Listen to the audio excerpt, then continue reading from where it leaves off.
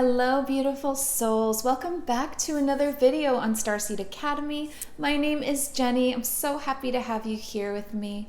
Today, I want to talk about a highly requested topic, and that is spirit animals and pets, and that animal connection between our soul and their soul. There are so many people that question why they have such a strong bond with their pets. Is it a past life thing? Is it a spirit guide thing? Like, what is it? How can you tell? So before we dive into this very animal-y video, I just want to remind you to please click like. Please share this video, and most importantly, if you're not subscribed, then make sure that you do subscribe because you get new videos every Sunday, Monday, Wednesday. And I thank you so much to all of you who are subscribed. It's very, very exciting seeing this community grow. So let's jump right into the video now. The answer is yes, absolutely. Your pets are a part of your soul group. Your soul group, you might as well call it your soul family. It's a group of souls that continue to incarnate together. And if they aren't all incarnated at one time, and remember incarnate, that word, it just means have a lifetime, right? So there's physical incarnations, which would be on Earth and in other physical realms, like a Pleiadian lifetime or something in a lower dimension. And then there's etheric incarnations where you're like a light body, and that would be in the very high realms where there is not enough density to have a physical body, like an angelic realm, for instance. So incarnation means a lifetime in any of those realms. It doesn't have to be physical. Your soul group, you all work together, and in between all of the different people, you can envision it like all of these lines connecting you to all of these different people, and the lines are the soul contracts. So soul contracts are to help both parties. You both agree to go into a lifetime to teach each other lessons. You're not just the teacher, you are also the student. They have something to offer, you have something to offer, and both are receiving as well. So obviously we know this is true with soulmate relationships, twin flame relationships, and especially your close family and friends. For instance, you choose your parents.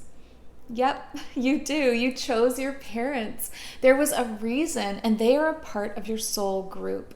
Now, that doesn't mean that they will always be in your soul group. Things can move and change. People can evolve in different directions, or some people can grow in another direction when maybe somebody still needs more lessons. So I definitely have seen soul groups change.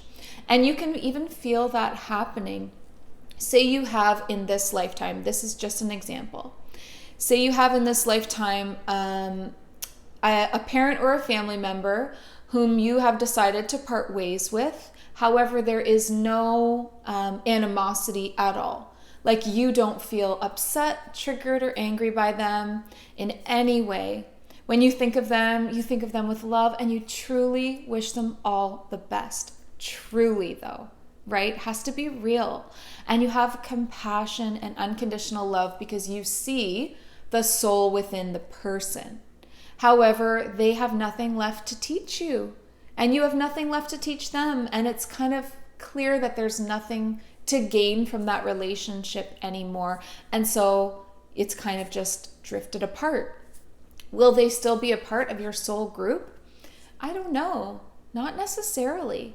When you go back, and you cross over after this lifetime, you can talk with them and maybe kind of wrap things up, but you might end up going your separate ways. On the other hand, you might have more things, new contracts that you create in a new lifetime. And I think it's really up to us, as long as there's no karmic energy that needs balancing. So you don't want to create karma by holding on to grudges or anything below forgiveness. You've got to just forgive completely if you don't want to reincarnate with that same lesson or person, right? So make sure that you're in complete forgiveness and you don't feel any energetic attachments between you and that person. And of course, you can have Archangel Michael or Archangel Raphael help you with dissolving those attachments if need be. Now, when this comes to animals, it's different than human to human, or like soul to soul, right? We're all just souls. Let me see if I can describe this. Animals are souls and we are souls, but there is a difference between the souls. A human soul, or a highly consciously aware being, would incarnate as a human or as a Pleiadian or as some sentient, highly aware, highly conscious being. An animal is more of an instinctual being. They are definitely aware souls. They are definitely giving and receiving lessons, but there is a difference in the clarity of the awareness. So conscious awareness. Like, we are consciously aware of our thinking process. We can work through things, limiting beliefs, we can grow. It's different with animals. They're pure. So this doesn't mean that you've never been an animal or that an animal soul can never be a human. It just means that there are cycles of experiences to complete before you move into the next. So an animal would want to, and this is most times, there are always exceptions to the rule, but this is how I see it. An animal would have a cycle of experiences before it moves into trying to be a more consciously aware being and have those cycles of experiences. An animal cycle of experience would look like it being something like a domestic animal, like a cat or a dog. There's also the farm life experience. There is also the aquatic experience. And there would also be like the wild, living in the wild, a wild animal in the jungle or something, that experience. So an animal soul would go through, cycling through, experiencing all kinds of different animal experiences before it completed the lessons in that animal soul journey, like the soul journey of being an animal style being. So for instance, like in a human cycle, what would that same experience look like? Well, it would be like being different genders. You know, you're not always a woman or a man. You're both. You can be either or in other galactic societies and civilizations, maybe you're neither. Like, we don't know everything that there is out there. But if you're having like a full human experience on Earth, you would have lifetimes as a man and a woman. You would have lifetimes as different races. You would have lifetimes in different countries, because you need to get that full human experience. And that's what the animals are doing. Once they complete that full wholeness of the animal experience, then they probably do move into being a more of a conscious being, a more consciously aware of their thoughts and working through lessons and growth, and move into that. That is so amazing. So maybe really far back, we do have memories of past lives as animals. And remember, past lives are actually parallel lives.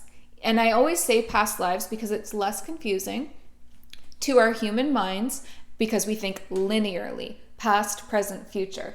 But just know that I mean parallel lives. I realize everything is happening at the same time, because I get corrected on that.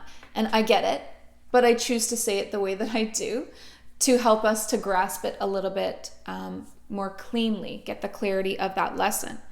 So these animals that are in our soul group are so pure and so beautiful, and they do incarnate with us time and time again. So yes, if you have an incredibly strong bond with your horse, with your dog, with whatever, it's probably because you've had many, many experiences like this with this soul before.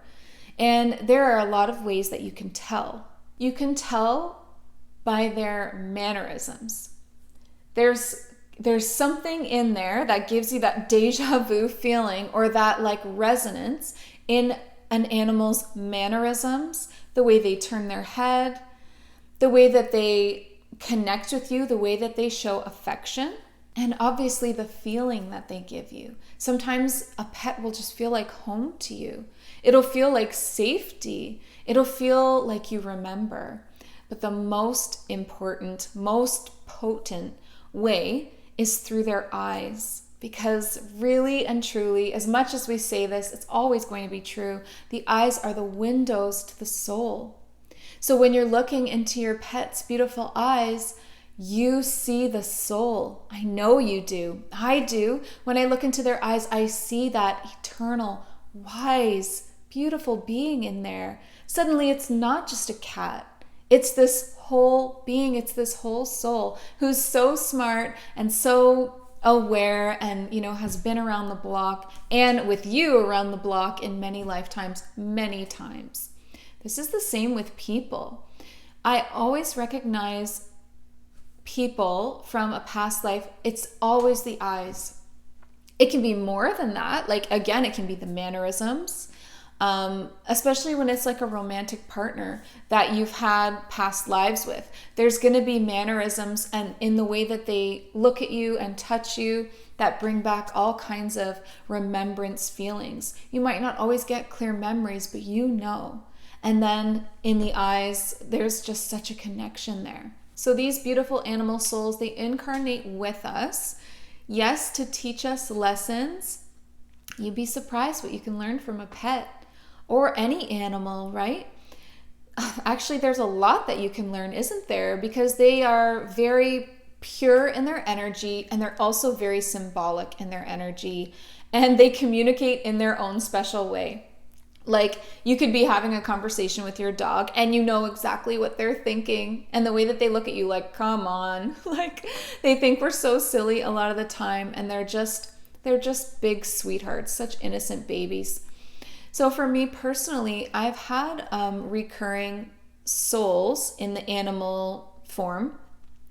One that I can tell you about was a really cool experience. I spoke on it briefly in my video, My Astral Abduction. So this was the part when I got dropped off in the wrong timeline at the end of the experience. It was maybe the most frightening part of the experience too.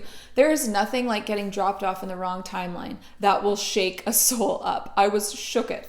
I just knew it was not, everything was just a little off. Like, my home looked like my home, but something was wrong. Like, there was a lot of changes. Like, I was in my bedroom when I was dropped off. And I remember being like, oh, okay, this is my bedroom. Like, it was the same bedroom, but that wasn't my bedding.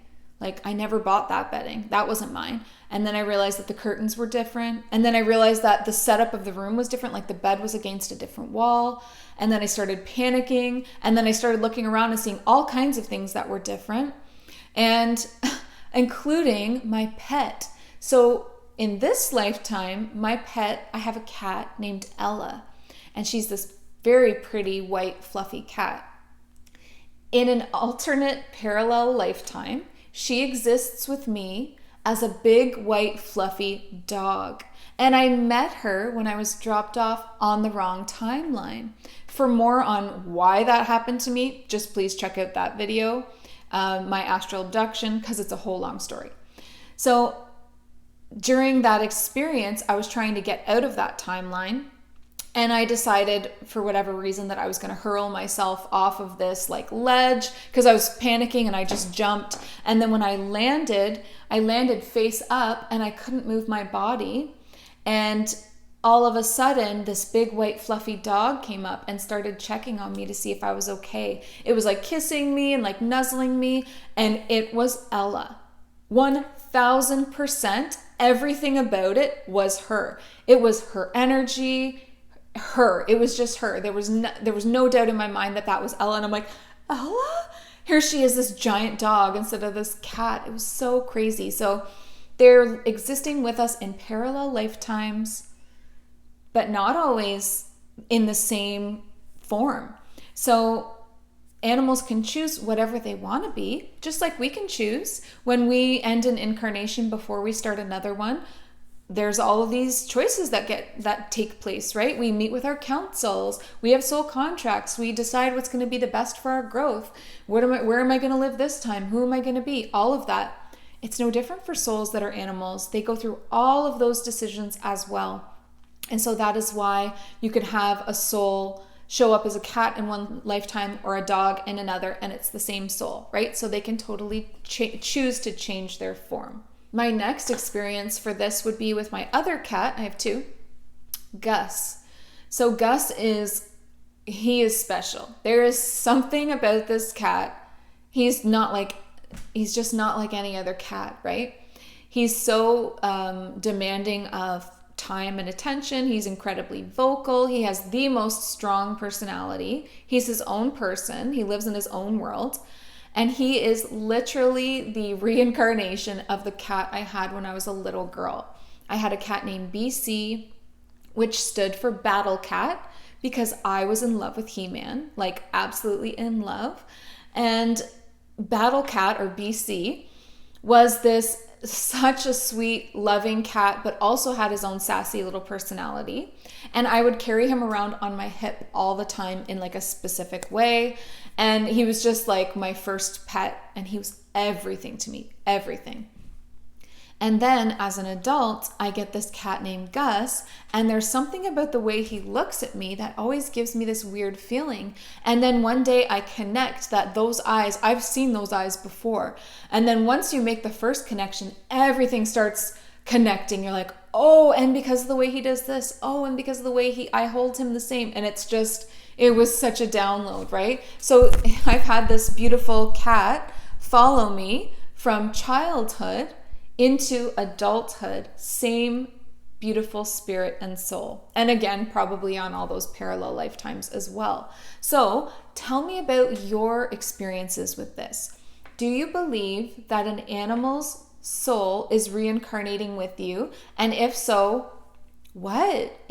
Was it a cat from childhood that you have now? Was it a past life that you have now? Like, where is the connection with that?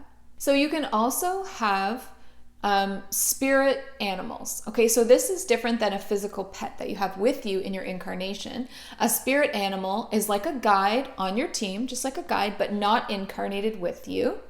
And a spirit guide or a spirit animal, same thing, can last a season, a moment, a lifetime. They're not always, just like our guides, they can be there for a period of time, or they can be there long term. And it's all up to the agreements between you and what you need. Like if you need them to stay longer, they obviously would. So you could maybe see this through your affinity with certain things. So I went through a period where I was so attached to owls. Like through my teens and early 20s, it was all owls. I don't know why, but it was. And like everyone knew that. And they always got me everything to do with owls. Like whenever you tell people that you like something, then every single birthday turns into just receiving that thing. Like owl this, owl that, owl shirt, owl booklet, owl statue. Like it was all owls. And I was fine with it because I was so into that at the time. And that was and that makes sense because that was a really deep period of me going through like shadow work and like everything that the owl stands for, which is like a lot of deep transformation and wisdom and like death of a part of you and like rebirth of a new part, like that whole feeling.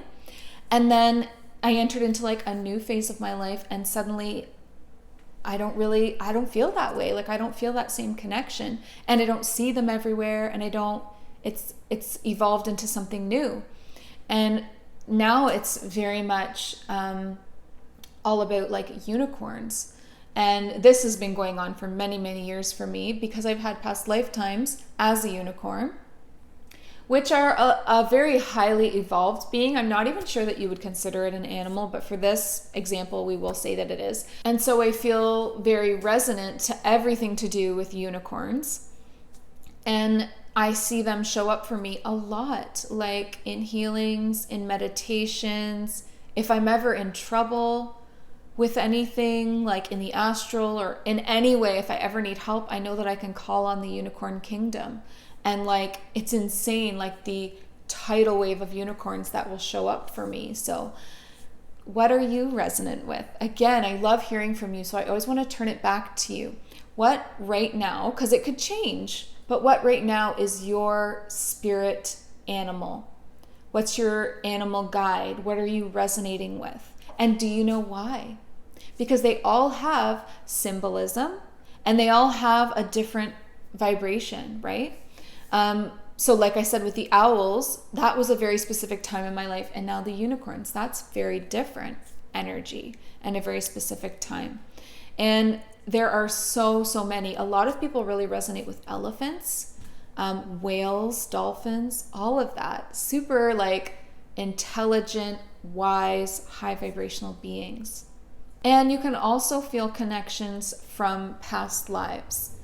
And so that's why you can kind of just feel the resonance to an animal and then see where it comes from. You know, do you feel connected to this particular animal because they are a spirit guide for you? Or because you have had like lifetimes with this, you know, partner soul, this pet? Or is it from a past life? Not as a pet, but you yourself. Like, for example, because I've had an avian lifetime, more than one avian lifetimes, I feel very connected to birds.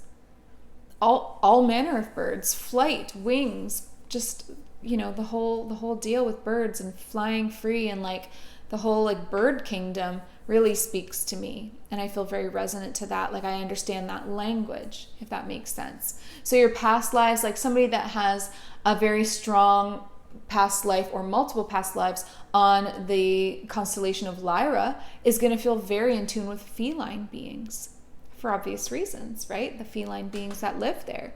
So I mean, it's limitless where your connections could come from. And I just think like the animal kingdom is such an incredible bonus for us that we get to experience that here on Earth. Because the nature kingdom is so beautiful and so alive and so vibrant, but then the animal kingdom is like, it's a whole world. It's a whole world, and I feel so connected to animals, have since a very, very young girl. And I think a lot of starseeds are like me, where they speak the animal language. Like, animals love them. They're always coming to them. Like, it's effortless. Like, we just connect with them so easily, sometimes more easily than other humans. Sometimes it's more natural for us to like go to that pure energy than the human society and civilization. So there is so much here. There are so many ways that you could connect with the animal kingdom, and they're all so beautiful, and they're all a part of your journey and your path. And then it's really beautiful to think that that pet of yours is also on a journey. Like, they have their own soul journeys, lessons, path, and you're helping each other. And that's so cool. So I would love to hear your animal stories. They just warm my heart so much.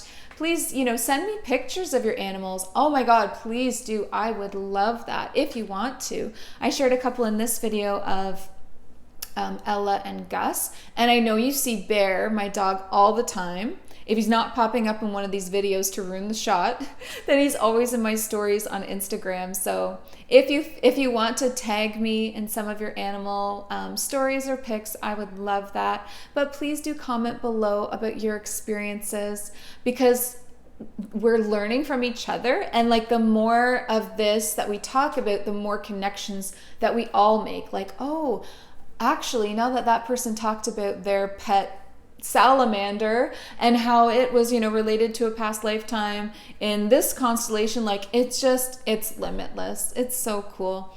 And doing your readings, all of your different past life readings, parallel past life readings, I get to see all of these amazing civilizations.